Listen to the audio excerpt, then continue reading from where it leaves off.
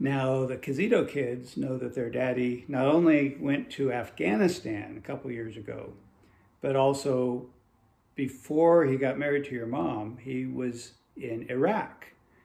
It was the second Iraq war. But several years before that, like 12 years before that, there was an earlier Iraq war when the first George Bush president was in the White House. And this song is about that. It comes from the tune of Battle of New Orleans, which is a battle back in 1800s. But this one I wrote to commemorate the war, the Battle of Baghdad. In 1990, we took a little trip down with General Shortsquaff through the sandy Saudi Strip. We launched 1,000,000 missiles and we dropped 1,000,000,000 bombs, and we pushed the bad Iraqis back to butcher boy Saddam. We fired our missiles and Iraqis started falling. There wasn't quite as many as there was a while back. We squeezed them harder and then they got to hauling out of Kuwait City right on back into Iraq.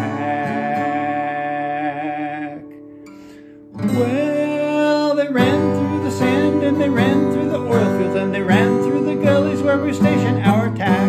They ran so fast that the tanks couldn't catch them out of Kuwait City right on back into Iraq. Making lots of money was the thing on Saddam's mind. By stealing oil supplies, he'd have the world in such a bind.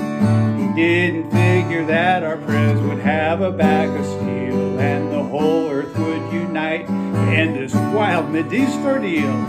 Fired our missiles and Iraqis started falling. There wasn't quite as many as there was a while back.